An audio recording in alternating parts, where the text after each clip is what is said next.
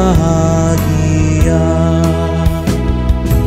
Lagu merdu malaikat olehku terdengar, dari negeri mulia damai sejahtera. Selamat di tangan Yesus, aman pelukannya. Dalam teduh kasih-Nya aku bahagia.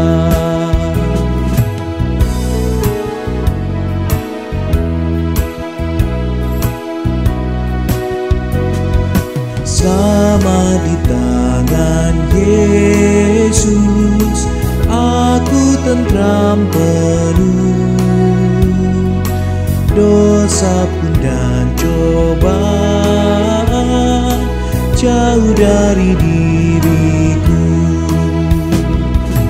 Duka, cemas dan bimbang, kuasa-Nya tak tetap. Goda dan air mata akan segera lenyap. Selamat di tangan Yesus, aman pelukannya. Dalam teduh kasih-Nya aku bahagia.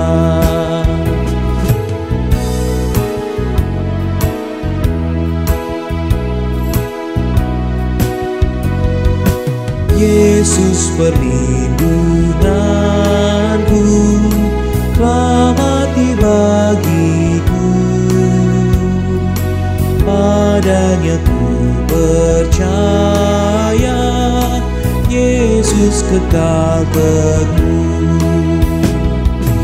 Biar bertabah hati, ku menantikannya,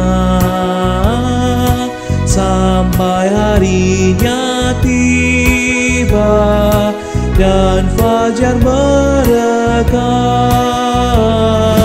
Selamat di tangan Yesus, aman pelukannya. Dalam teduh kasih-Nya aku bahagia.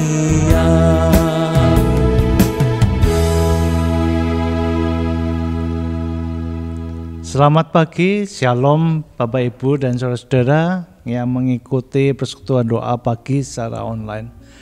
Kami sungguh merasa senang, bergembira karena kita bisa bertemu kembali dan bisa merenungkan akan firman Tuhan. Sebelumnya kita akan berdoa terlebih dahulu. Bapa dalam surga, kami mengucap syukur atas waktu ini di mana kami dapat merenungkan akan firman-Mu. Biarlah firman ini dapat menjadi tuntunan dalam kehidupan kami. Berfirmanlah Bapa, kami siap mendengarkan, kami siap mendapat petunjuk, kami siap mengikuti akan kehendak-Mu. Terpujilah Tuhan, Kau juga berkati hamba-Mu yang akan menyampaikan sedikit dari firman-Mu. Biarlah apa yang disampaikan sesuai dengan kehendak-Mu saja. Kau juga berkati peralatan yang kami pakai sehingga itu dapat berfungsi secara maksimal dan membawa berkat secara rohani kepada kami. Terima kasih Tuhan, di dalam nama Yesus kami berdoa. Amin. Bapak Ibu, kita akan melihat dari kitab Perjanjian Baru, yaitu dari Matius 8 ayat 1 sampai 4. Matius 8 pasal 8 ayat 1 sampai 4. Kita akan membaca.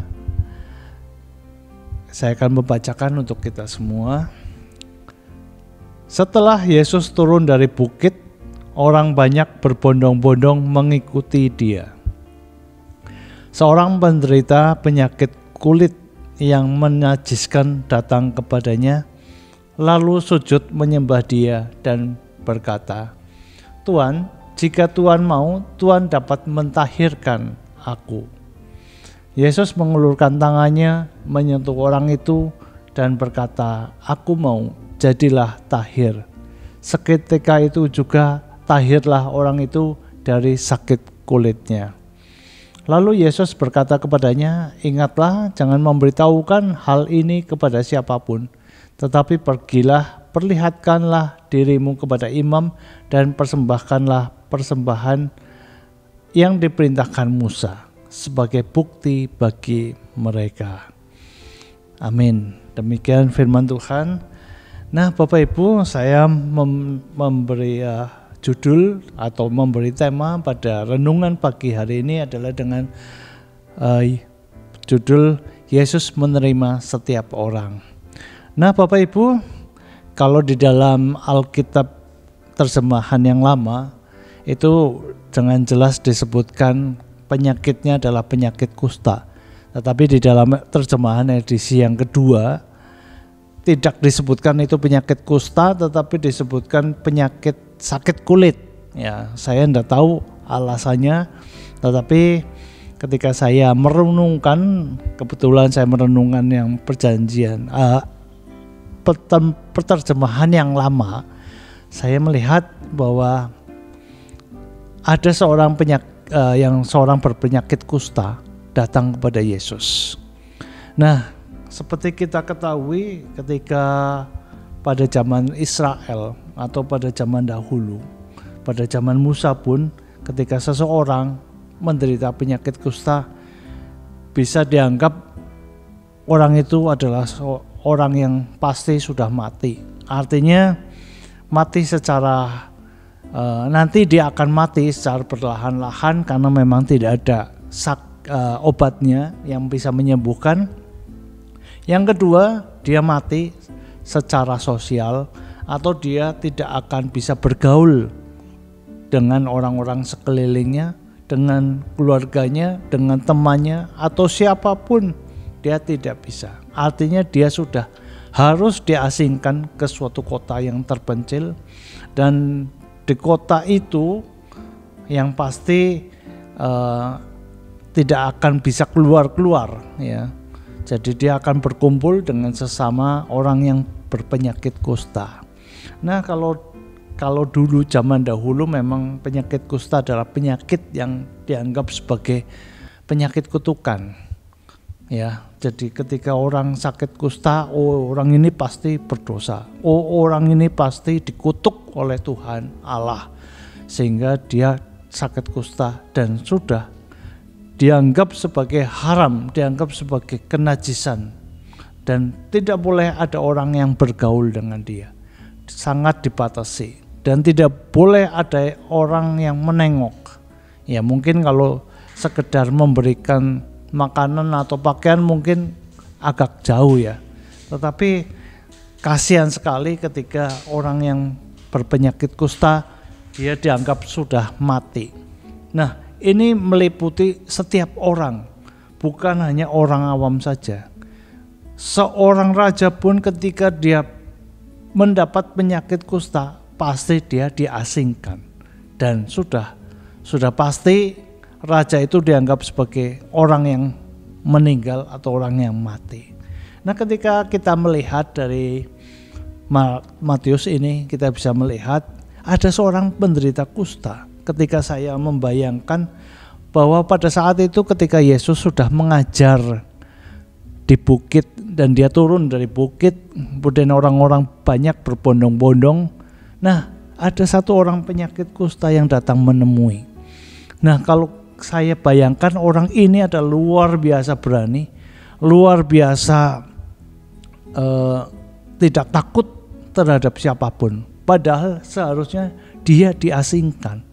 Dan seharusnya dia berkata kepada setiap orang, najis, karena memang tidak boleh ada orang yang mendekat. Tetapi orang ini bisa mendekat kepada Yesus. Dan banyak orang di situ juga. Nah, ini adalah suatu keberanian yang luar biasa. Mungkin motivasi yang terutama adalah kesembuhan.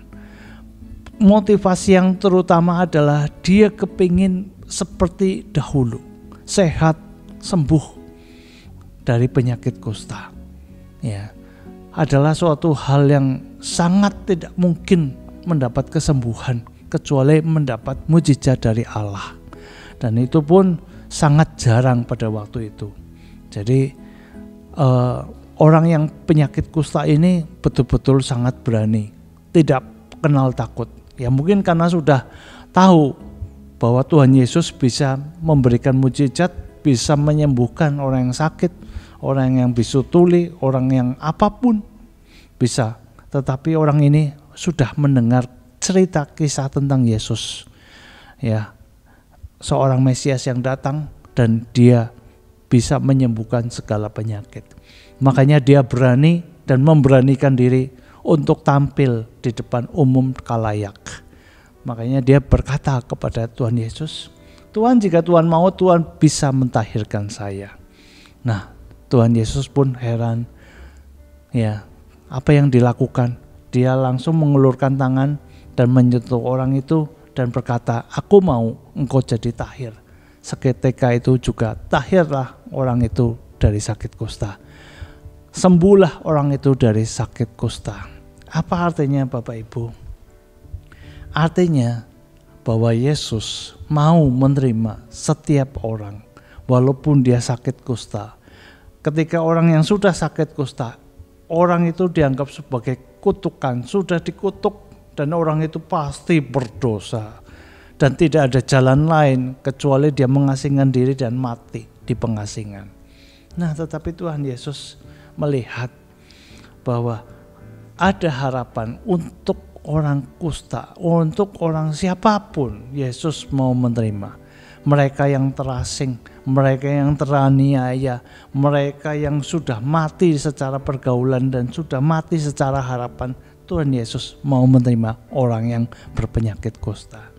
Nah, ini Bapak Ibu menggambarkan bahwa kita pun mungkin kita tidak sakit kusta, mungkin kita bukan orang yang berpenyakitan, tetapi dari nats Alkitab ini kita bisa melihat bahwa Yesus mau memulihkan kita. Mungkin kita mempunyai persoalan yang banyak, mungkin kita punya masalah yang begitu besar, mungkin kita sudah dianggap oleh orang lain sudah berdosa, mungkin orang lain sudah tidak ada harapan, mungkin orang lain sudah tidak suka dengan kita. Setiap orang mengasingkan kita, kita disisihkan, kita diasingkan, dan kita sudah tidak ada harapan apapun. Nah, ketika ada Tuhan Yesus, Dia mau mengulurkan tangannya kepada kita. Puji Tuhan, puji syukur bahwa kita mempunyai Tuhan yang mau menerima apapun keadaan kita, apapun yang terjadi di dalam kehidupan kita. Tuhan akan selalu menerima kita dengan kelembutan hati. Dia mengulurkan tangan kita.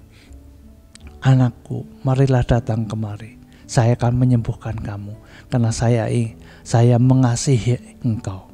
Nah, itulah Tuhan kita.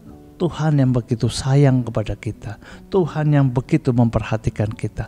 Dia tidak melihat masa lalu kita, Dia tidak melihat apa yang sudah kita lakukan. Tetapi ketika orang datang kepada Tuhan Yesus, ketika orang datang untuk minta ampun, untuk bertobat, untuk minta disembuhkan, untuk tidak sombong, ketika orang meminta adalah bentuk ketidaksombongan, bentuk ketika orang itu menyembah minta disembuhkan adalah bentuk permohonan. Aku sudah menderita Tuhan, aku sudah melakukan apa segala upayaku tetapi jalan buntu. Tetapi ketika kita bertemu dengan Tuhan Yesus, Dia akan memulihkan keadaan kita. Terpujilah, dan kita sungguh sangat bersyukur mempunyai Tuhan yang bisa, yang mau menerima segala apapun bentuk segala dosa, asal kita mau bertobat, asal kita mau menerima Tuhan Yesus, asal kita mau datang kepada Tuhan Yesus. Demikian orang itu akhirnya bisa, orang yang sakit kusta itu pun bisa tahir, bisa sembuh. Demikian juga kita, ketika ada masalah apapun, masalah itu, sakit, penyakit, ekonomi, hubungan suami istri, hubungan anak, apapun. Ketika kita datang kepada Tuhan Yesus, Tuhan akan memulihkan kita. Tuhan memberkati kita semua. Amin. Kita akan masuk ke dalam doa syafaat Bapak Ibu. Kita ada beberapa yang akan kita doakan. Mari kita berdoa. Kami sungguh bersyukur Tuhan, pada saat ini kami diingatkan kembali bahwa Engkau adalah Allah yang pengasih, Allah yang menyayangi kami dan menerima kami apa adanya. Mungkin banyak orang yang tidak bisa menerima kami apa adanya. Mungkin banyak orang yang sudah menyisihkan kami, sudah mengasingkan kami karena kelakuan kami, karena kejahatan kami, atau karena apapun yang kami lakukan. Tetapi ketika kami mau bertobat, ketika kami mau datang kembali kepada Tuhan Yesus, kami percaya bahwa Engkau adalah Allah yang mengasihi kami. Dalam hal keadaan apapun, kami akan bersujud menyembah dan berdoa agar Engkau mau memulihkan, memperhatikan kami, supaya kami pun bisa kembali bangkit, bisa kembali sembuh, bisa kembali memulihkan keadaan apapun yang kami alami kemarin. Terima kasih Tuhan atas firman-Mu. Biarlah firman-Mu ini dapat memberikan kekuatan kepada kami bahwa Allah adalah Allah yang Maha Pengasih. Bapa di surga, saat ini kami berdoa untuk bangsa dan negara kami Tuhan. Biarlah Engkau terus memberkati pemerintahan dari Presiden Prabowo sampai dari pusat sampai ke daerah. Biarlah Engkau berkati agar semuanya dapat memerintah dengan bijaksana dan membuat rakyat Indonesia sejahtera, aman, dan adil. Kami juga berdoa untuk sekolah-sekolah Kristen di bawah YP3K. Engkau berkati para pengurus pusat maupun pengurus cabang, kepala sekolah maupun guru-guru di dalam hal belajar dan mengajar. Biarlah Engkau berkati semua agar semuanya dapat belajar dengan semangat. Engkau juga berkati murid-murid agar mereka pun dapat belajar dengan semangat pula. Kami juga berdoa untuk jemaat yang berulang tahun Tuhan. Biarlah mereka pun dapat menyatakan syukur karena Tuhan sudah menambah umur kepada mereka dan memberikan kesehatan kepada mereka. Kami juga tetap berdoa untuk proses pembangunan tanah makam Tuhan. Biarlah semuanya dapat berjalan dengan baik. Kau juga berkati panitia yang memikirkan segala sesuatu agar semuanya pun dapat berjalan sesuai dengan apa yang direncanakan. Dan pemborong atau yang mengerjakan, biarlah mereka pun dapat mengerjakan dengan baik. Bapa di surga, kami juga tetap berdoa untuk pemenuhan untuk kekurangan dana di dalam proses pembangunan tanah makam agar semuanya dapat tercapai dan dapat tersedia dana yang cukup. Bapa di surga, kami juga berdoa untuk rencana penabisan pendeta atas diri saudari Cynthia pada bulan depan. Tuhan berkati seluruh panitia persiapannya, berkati para tamu, berkati para pembawa acara. Biarlah mereka semua dapat melakukan perencanaan dengan baik dan cermat. Engkau juga berkati untuk orang tua kami Tuhan, saudara kami atau teman kami yang secara fisik lemah. Engkau berkati agar berikan kekuatan secara iman maupun secara mental. Biarlah mereka pun dapat mendapat pertumbuhan iman sehingga walaupun secara fisik melemah tetapi iman mereka bertumbuh. Kami juga tetap berdoa untuk Ibu François Bolangi, Bapak Sutejo, Ibu Henanto Teja, Ibu Kan Kejang, Ibu Ayong, Bapak Ibu Abraham Werimon, Ibu Heni Supeni, Ibu Handoyo, Ibu Gianti, Ibu Sylvia Pitra, Ibu Hutauruk, Ibu Ratna Haryani. Berkati mereka semua Tuhan, dan berkati juga famili atau saudara yang merawat. Biarlah mereka pun dapat merawat dengan penuh kasih sayang. Terima kasih Tuhan, dan bila sebentar lagi kami kembali akan bekerja, kembali akan menjalankan aktivitas, biarlah Engkau terus menyertai kami. Terpujilah Tuhan, di dalam nama Tuhan Yesus kami sudah berdoa dan mengucap syukur. Amin. Demikian Bapak Ibu untuk persekutuan doa pagi pada hari ini. Tuhan memberkati kita semua. Amin.